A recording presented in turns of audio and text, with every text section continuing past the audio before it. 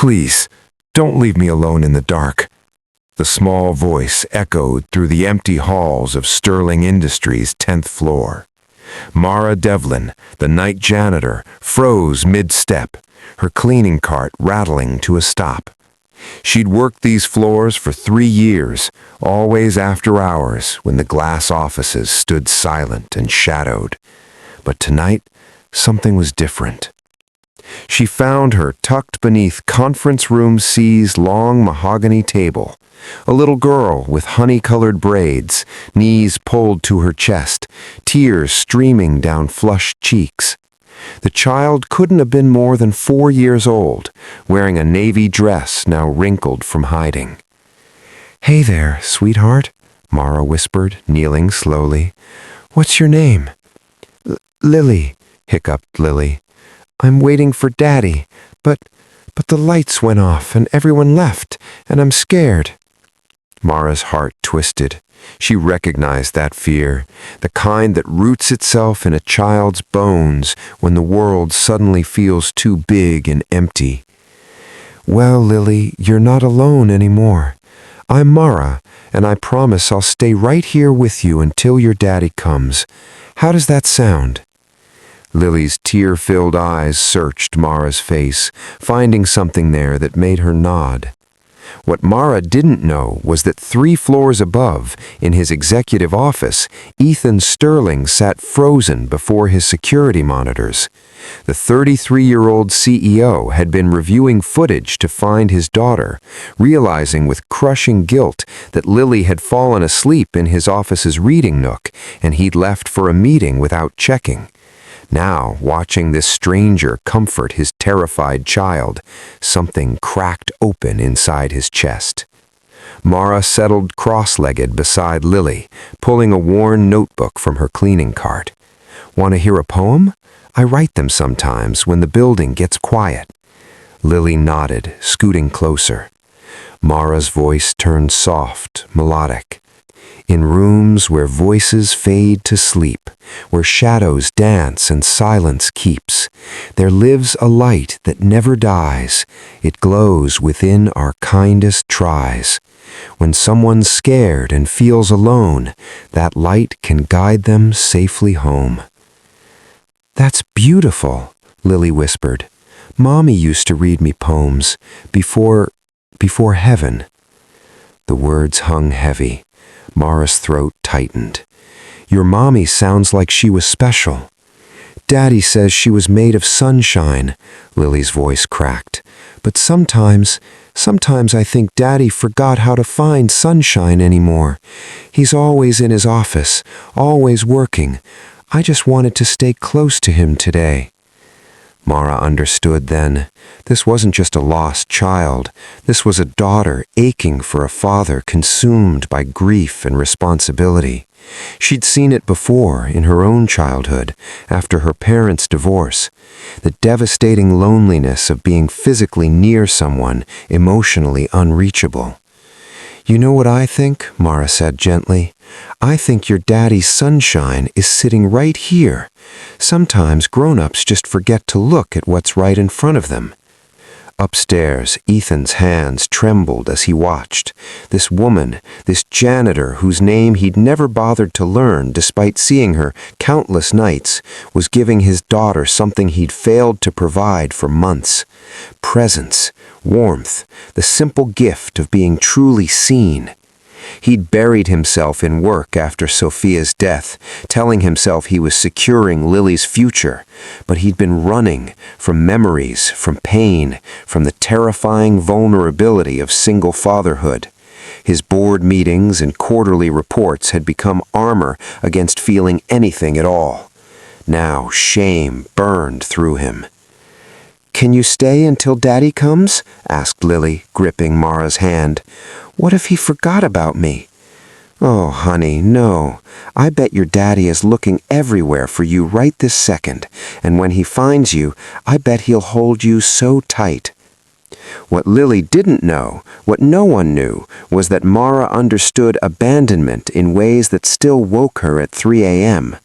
She'd spent her 20s caring for her dying grandmother, sacrificing her education, her dreams of becoming a published poet.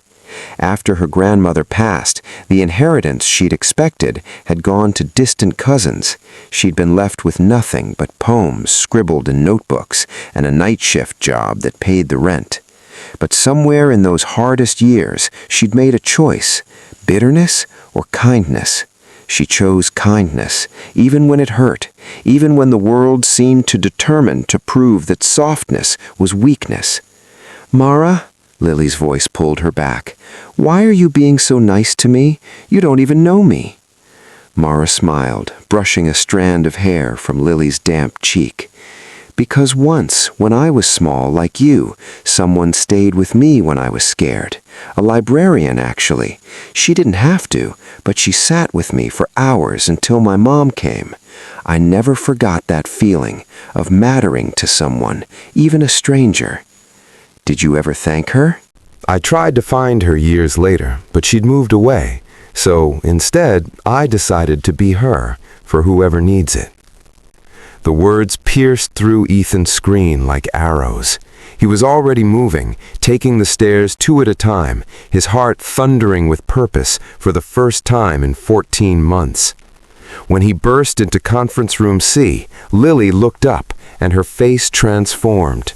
"Daddy!"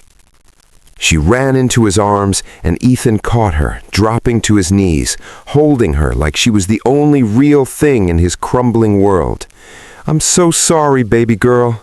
I'm so sorry. I should have—" "It's okay, Daddy," Lily pulled back, her small hands on his wet cheeks. "Mara stayed with me. She wrote me a poem about light." Ethan looked up at the woman standing quietly by the table, preparing to slip away unseen, and their eyes met. In that moment, he saw everything. Her threadbare uniform, the poetry notebook clutched protectively, the profound gentleness that poverty and hardship hadn't erased. He saw someone who'd chosen grace when life offered her every excuse for bitterness. "Please," he said, his voice breaking, "please don't go. I need to thank you. I watched on the cameras. I saw everything you did for her, for us." Mara paused, uncertain.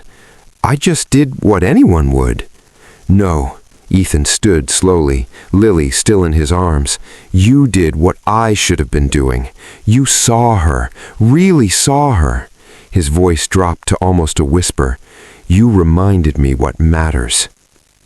The 3 of them stood in the fluorescent-lit conference room, and something shifted. 3 souls carrying hidden grief, unexpected grace, and the possibility of healing. Over the following weeks, Ethan did something he'd never done. He left work at 5. He had dinner with Lily. He read her poems from Mara's notebook because he'd asked, humbly, if she'd share her work, and eventually hired her as Lily's after-school companion, not out of pity, but recognition of the gift she possessed. Mara, for the first time in years, had someone believe her words mattered. Ethan arranged for her poems to be published in a small but respected literary journal. No grand gestures, just quiet support, the kind that changes everything. And Lily? She flourished, basking in her father's rediscovered presence and Mara's steady kindness. She learned that families can be built from broken pieces, that sunshine returns not all at once, but in patient, persistent rays. 6 months later, on the anniversary of Sophia's death, Ethan found Lily in his office nook where this had all begun. She looked up, eyes clear and calm. "Daddy, I think Mommy would be happy you're not so sad anymore." Ethan's throat closed. He pulled her close, kissing her forehead. "You know what helped me find my way back?" "Mara?" "Mara's kindness. And yours, baby girl. You never stopped hoping I'd see you again." Lily snuggled against him. "Mara says kindness is like poetry. It sounds quiet, but it changes everything inside you." "She's right," Ethan whispered. "She's absolutely right." That evening, the three of them sat in the building's rooftop garden, Ethan, Lily, and Mara, watching the sun set over the city. Mara opened her notebook, reading a new poem about light finding its way through darkness, about love that persists, about strangers who become family. When she finished, Lily reached for both their hands. See, nobody's alone in the dark anymore. Ethan looked at Mara, gratitude shining in his eyes, and she smiled back. Two people who'd survived their own losses and emerged with hearts still capable of tenderness. Sometimes the most profound transformations begin in the quietest moments with the simplest acts. A janitor staying late, a frightened child being seen, a father remembering what truly matters. This is the enduring power of kindness. It doesn't just comfort the lost, it guides everyone home.